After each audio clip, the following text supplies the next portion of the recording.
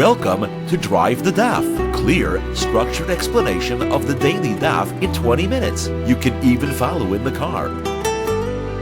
Beitzah Daf Yud contains two brief Mishnayos, which divides the Daf into three sections. The first section is the Gemara's continued attempt to find what Rav Yochanan was bothered by when he said you have to switch around the opinions of Beis Hillel and Beis Shammai. The Gemara has already tried two attempts to explain it. We'll get three more. Then we get to the Mishnah, which discusses what you have to do in order to identify which birds you intend to shecht on Yom Tov. What do you have to do to specify them before Yom Tov? The Gemara will discuss whether that includes breira, the concept of that whatever ends up happening later identifies what you were referring to before. The Gemara will discuss whether or not you can make the opinions in this issue here dependent on that concept. The Gemara will say that you cannot. And then the second Mishnah will discuss what happens if you set aside some birds and you come back and you don't find them, you find other birds, or not exactly the type of situation that you left. When can you assume that these are the same ones? When can you assume that they are different ones? Comparing contracting this to other situations. So let's begin the daf. The Gemara is in the middle of trying to figure out what was bothering Rav Yochanan when he said Beis Hillel and Beis Shammai's opinions are contradictory in two different cases, and therefore you have to switch one of them around.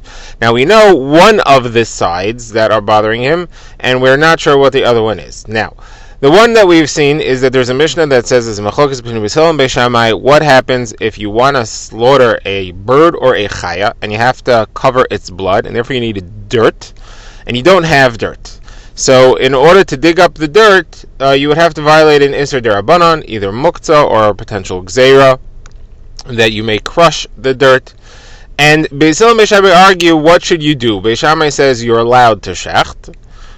And Beis Hillel says you're not allowed to shecht. Beis Hillel here goes stricter. So Rav Yochanan's assumption, the Gemara's understanding, is that that's a question of Simchas Yom Tov. The question is, does the Isser Derabanan, that you may come to crush up some clods of dirt, which would be Usser. So this Isser Derabanan, we're referring to where you have a spade stuck in the ground, there's no Isser of actually digging. It's an Isser Derabanan. You may crush clods of dirt. Is that Isser Derabanan overridden by the need for meat and Yom Tov, the mitzvah of Simchas Yom Tov? According to Beis Shammai, apparently Simchas Yom Tov is very important and it overrides the Isser Derabanan. According to Beis Hillel, apparently it does not. Now, Rav Yochanan said that there's a different machlokas of Beis Hillel and Beis Shammai where the opinions are reversed and it's a contradiction, and therefore you have to switch them.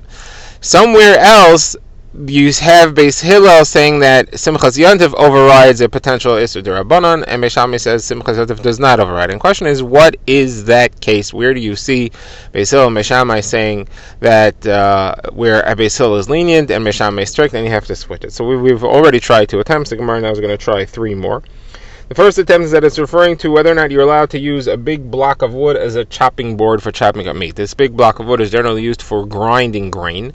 Grinding grain is usser on Yom Tov. Therefore, this is a klisha malachtei le'isser. It's a device which is set aside for a forbidden use. And the question is, a device set aside for forbidden use, is that muktzah on Yom Tov, and therefore can you use it to as a cutting board or not? And Beis Shammai says it's muktzah, you can't use it. Beis Shammai goes strict. Beis Hillel goes lenient, says you could use it. So here's your contradiction. Simchas Yom Tov is the key factor over here, isn't it? The Gemara says you need to be able to use this cutting board to prepare your meat, and Beis Shammai is not impressed by Simchas Yom Tov. Beis Hillel is impressed. Now, the Gemara here, as it has done before and as it'll do in the next few cases, says, no, the question is not about Simchas Yom Tov. The question is there a problem? Is there an Isser Derabanan at all or not? Beis Shammai here say there is an Isser Derabanan because this is Klisha Malachtei L'Isser. Beis Shammai hold a Klisha Malachtei Isser, a device which has the forbidden use on Yom Tov, is muktzah, and you cannot use it even for a permitted purpose. So even though chopping meat would be a permitted purpose, you cannot use this thing because it's a Klisha Malachtei L'Isser. Its stated purpose is to grind, which is forbidden on Yom Tov. Beis Hillel says no, it's a useful device, and the halacha is klisha malachtei l'isser. You're allowed to use it for what we call it tzarech gufa. You're allowed to use it for something that you need it for, and therefore this question has nothing to do with Simchas Yom Tov. It's a question of the specific halacha of each one.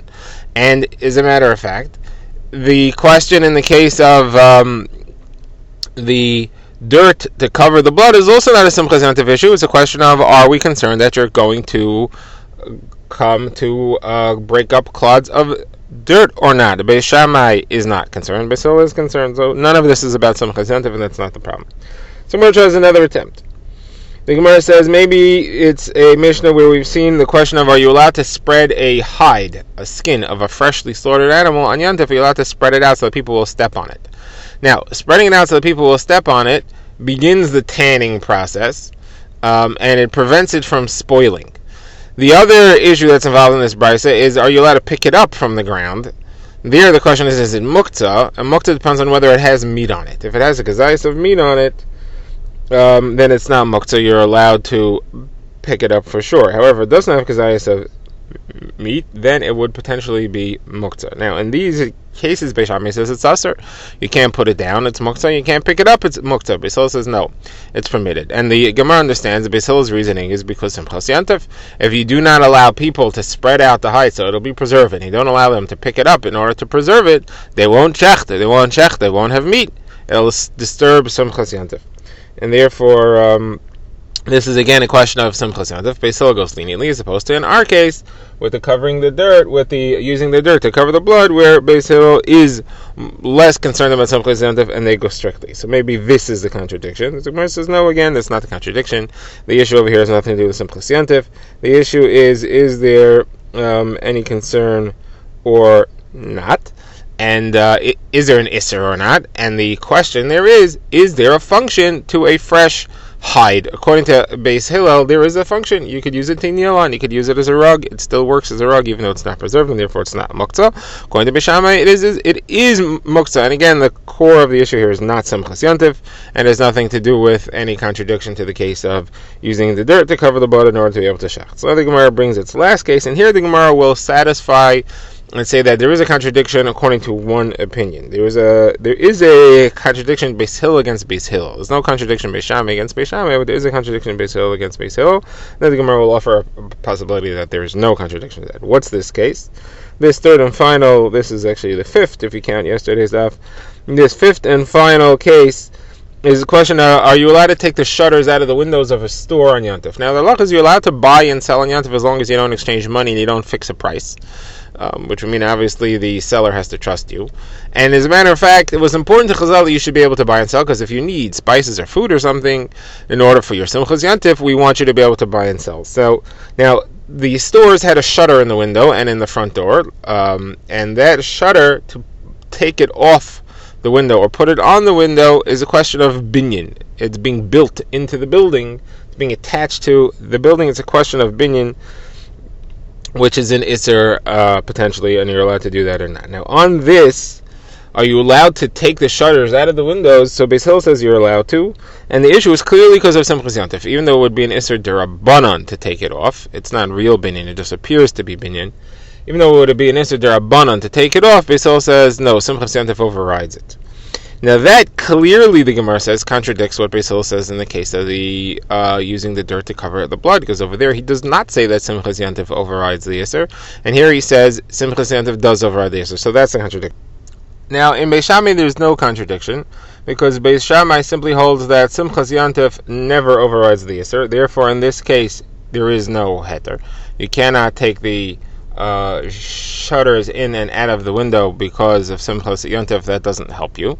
But in the case of the using the dirt to cover the blood, Beis Shammai is not concerned. They're not worried that there may be clods of dirt and therefore there is no gzeira. However, in Beitzah Hillel there is a contradiction.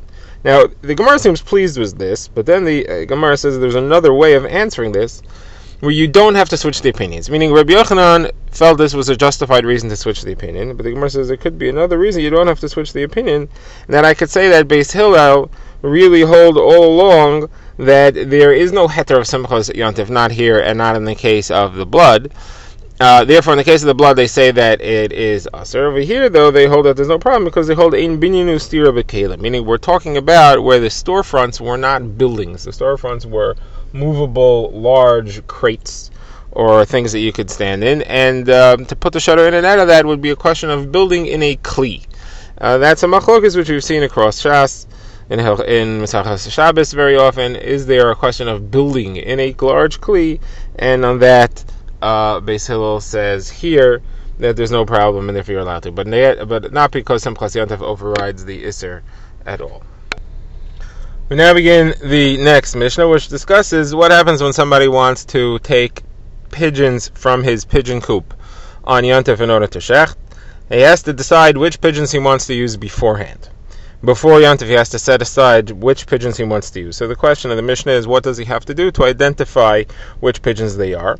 So Beis Shammai says he has to actually pick them up and handle them. Beis Hillel says it's enough for him to say this one and that one, to mentally or verbally identify them, that one over there and that one over there, but he doesn't have to actually pick them up. What's behind the machlokes? So the Gemara says Beis Shammai holds that if you don't pick them up, then when you actually come to get them, you may change your mind. You may say, you know what, I don't want this one. I have Rahmanas on it, or for whatever reason, I don't want to slaughter this one, and therefore I'm not going to end up slaughtering it. If that happens, that means that when he picked it up, because his picking up made him change his mind, by picking it up he was handling muktzah, because he didn't actually end up slaughtering it. Not only was it muktzah, it was also a tircha. He climbed up the ladder to get to the pigeon coop, and he picked it up. It was all extra work, and he didn't end up slaughtering anything.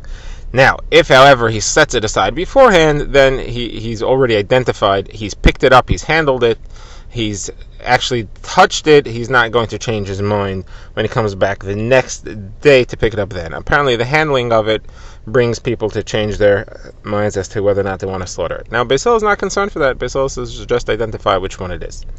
Now, the Gemara has a brief comment here on Beis Shammai, limiting Beis Shammai's opinion, and the Gemara wants to understand why, according to Beis Hillel, you have to actually specify which one. So the Gemara first says, Beis Shammai is only concerned you're going to change your mind when it's the first brood.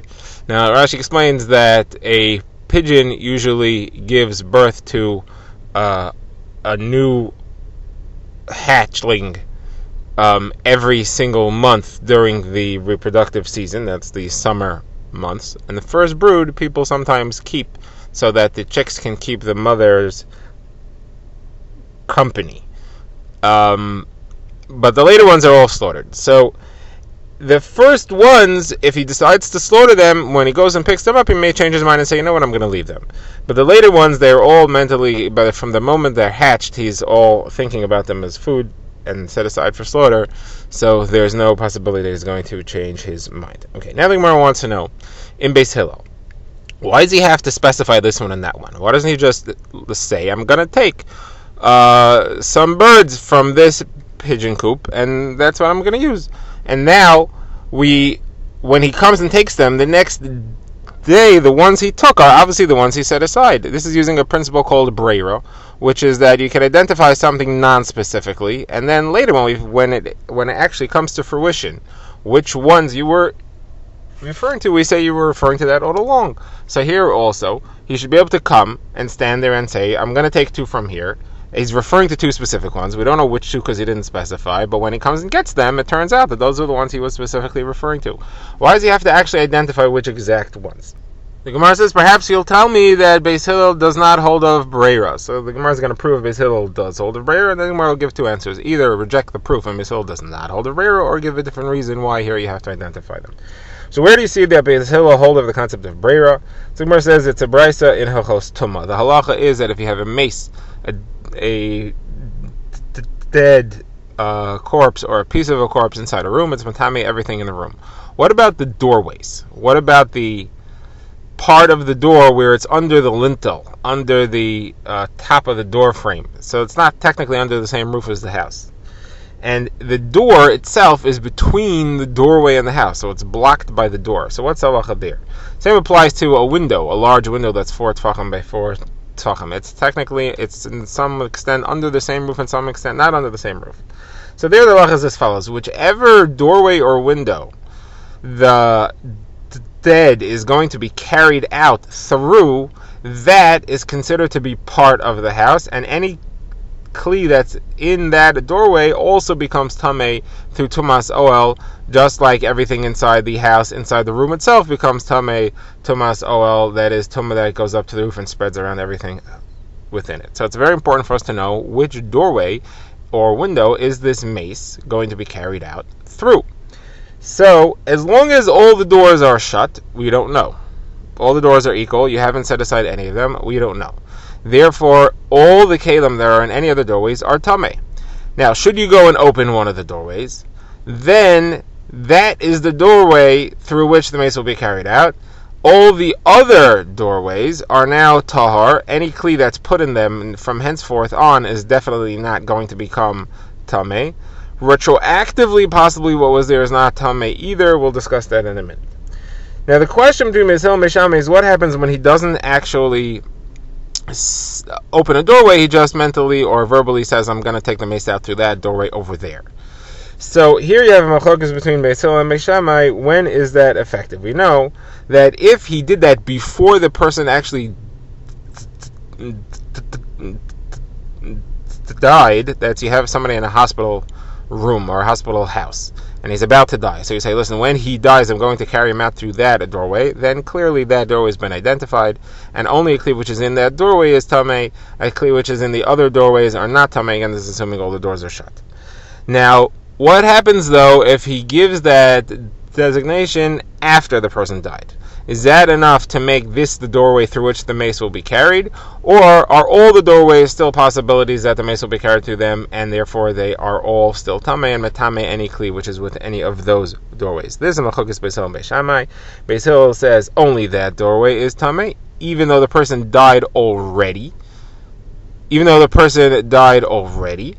And Beis Shammai says, no, the fact that you mentally or verbally say, I'm taking the mace out through this doorway here, does not mean that the other doorways are tahar and a kli which is in them is tahar. Now, the Gemara understands when we say that the person died already, we mean to say that a kli which has been in the doorway all along becomes tahar retroactively.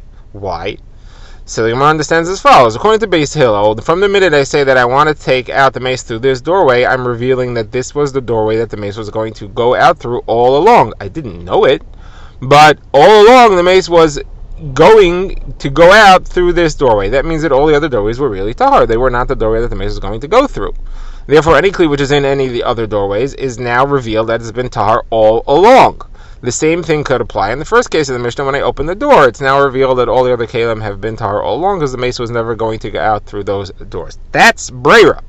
That's saying that it's now revealed that all along the mace was going to go out through this doorway, not any of the other doors. Beis Hillel therefore clearly holds a breira. Beis Shammai perhaps does not hold a breira. Beis Shammai says all the doors are tahar, the mental designation. All the doors are tameh, the mental designation. It doesn't help.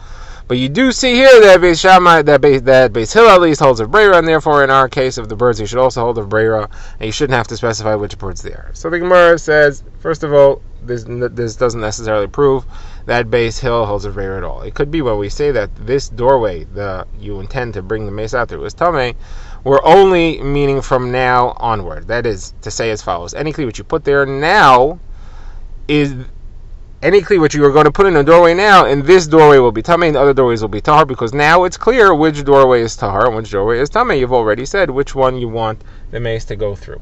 Why would Beis Shammai argue on that? Beis Shammai says once the person died already, you can't change which doorway is the tameh doorway. They're all tameh, and they stay tameh, and if you put something in there, it becomes tameh from henceforth on, even though you already said you're taking the mace out through a different doorway, but you only said it. You didn't actually open a door. And if you would open a door, okay, now it's clear, and therefore the other doors are tahar, and any kli which you put there is not a problem.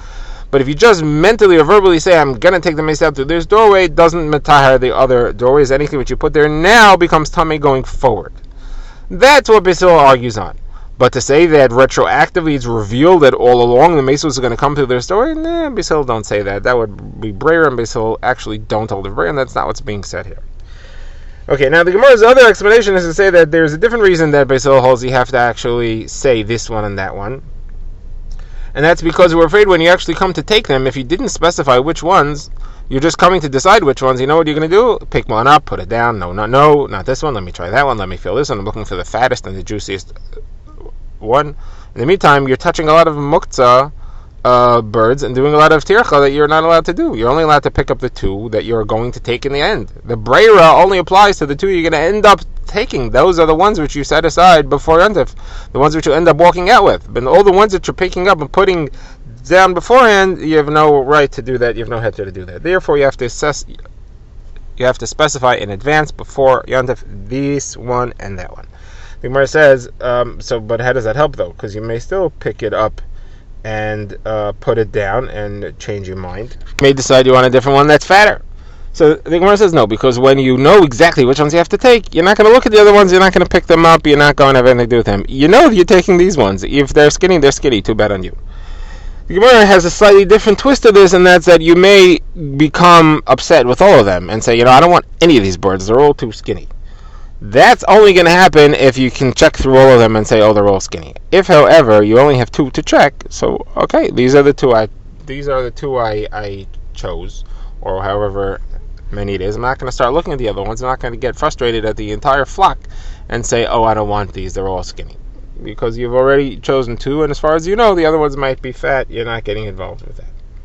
Okay, now we get to the next mission, which discusses what happens if you set aside birds before Yontif to come and choose, and you come and you don't find exactly what you set aside.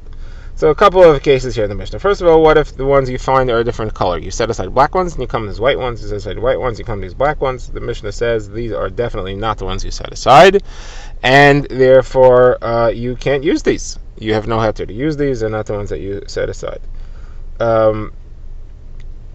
The Mishnah's next case is if you find a different number. You set aside 3, and you find 2. So here we say that it's okay. You could use these 2. If, however, you set aside 2 and you find 3, then it's no good. You can't use those. If you set aside ones inside a pigeon coop compartment and you find them outside the pigeon coop compartment, then you can't use them. You don't know that they're the same ones unless there's no other pigeons anywhere for miles around. Then you could assume that these are the ones you left and everything's fine. Now the Gemara is going to work through this one by one and explain each of these halachos. First of all, the Gemara says if you find a different color, that's pasha. That's obvious. These are obviously not the ones that you meant. These aren't the ones that you set aside. What's the chiddush over here?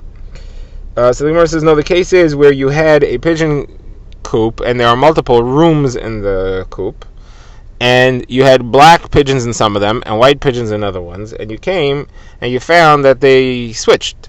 The white pigeons are where you saw the black ones are where you saw the white ones. The question is, can you assume that, let's say you chose the black ones, now those ones in the other pigeon coop are these black ones? They switched homes, but it's the same ones. Or do you have to be afraid that these pigeons are, the black ones that are here, are not your pigeons that came from the other room of the coop? These came from somewhere else, and yours are gone, they flew away.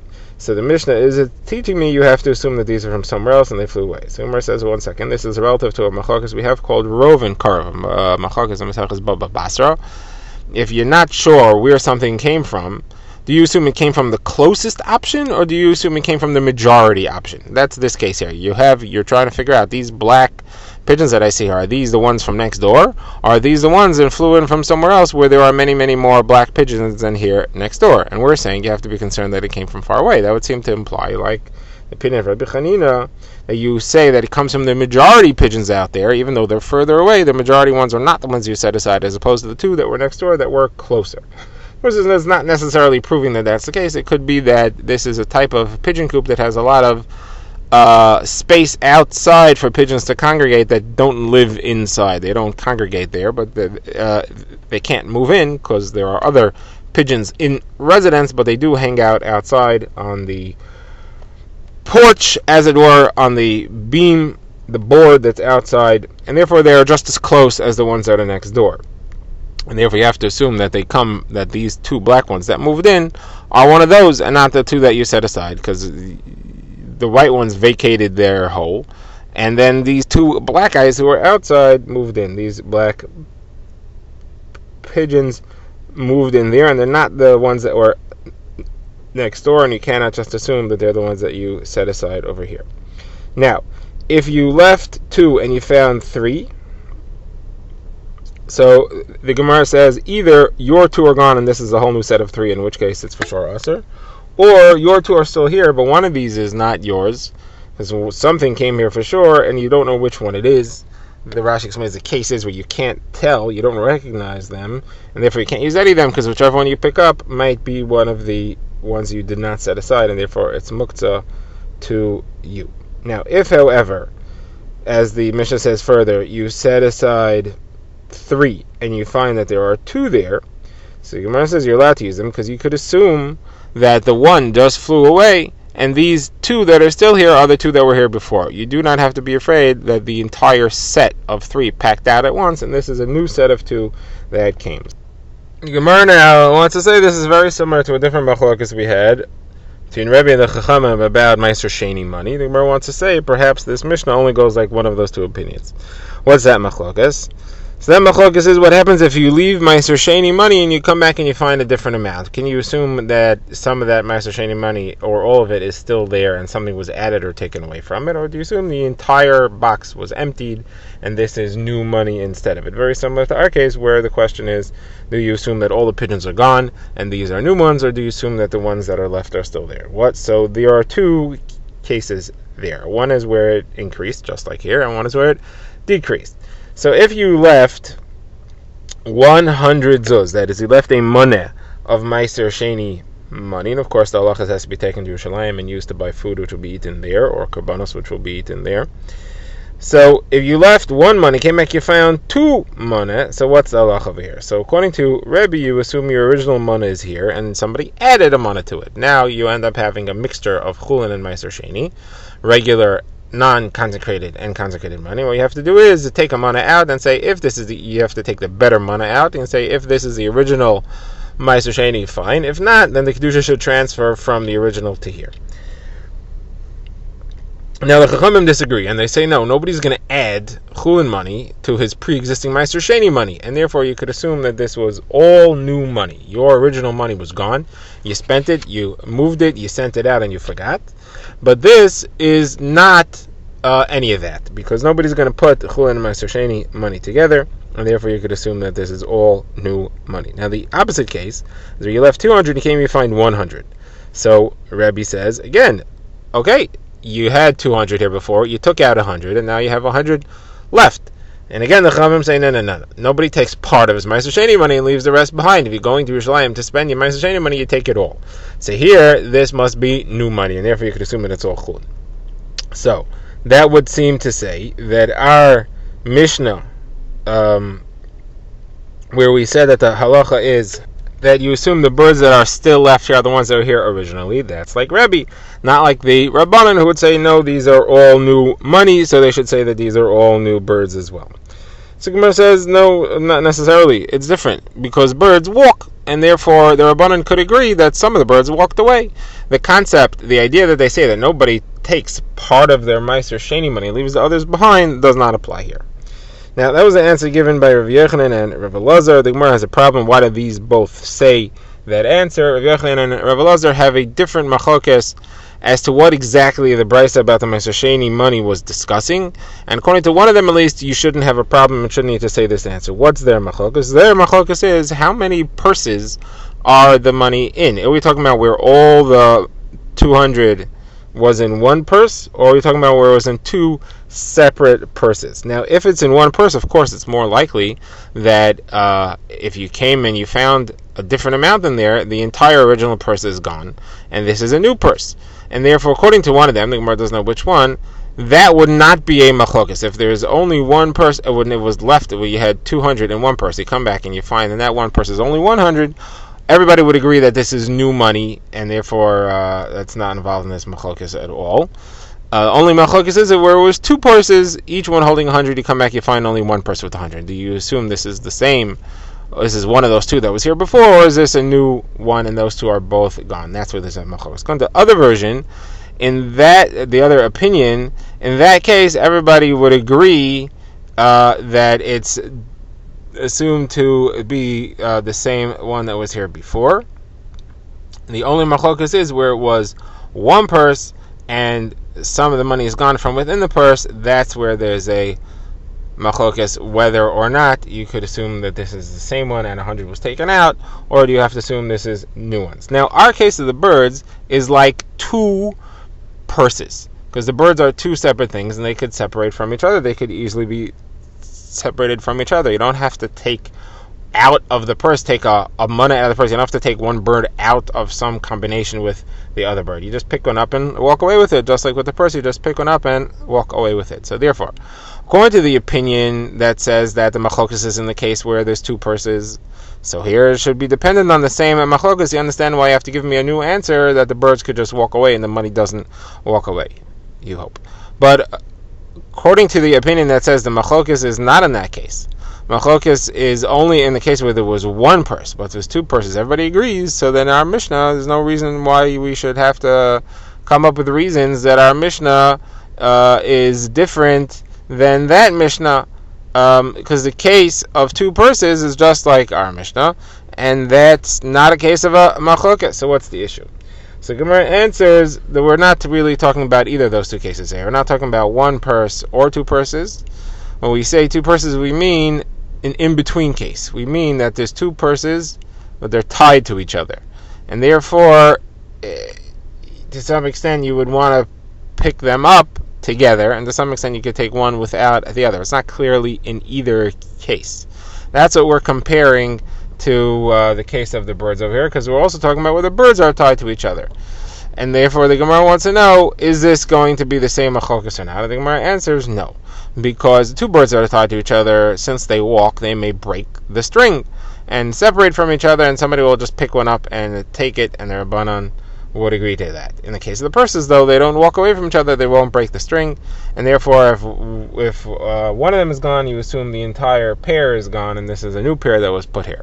On that, Rebbe argues, and he says, no, the string sometimes it falls apart, it gets untied, it rots, whatever happens. It could be it got separated on its own, and somebody came and picked up one and left the other. Drive the Daf is a project of the Grand Woodlands Shul and is presented by Rabbi Yitzchak Landa. Find us on YouTube or subscribe to daily emails by emailing drivethedaf@gmail.com.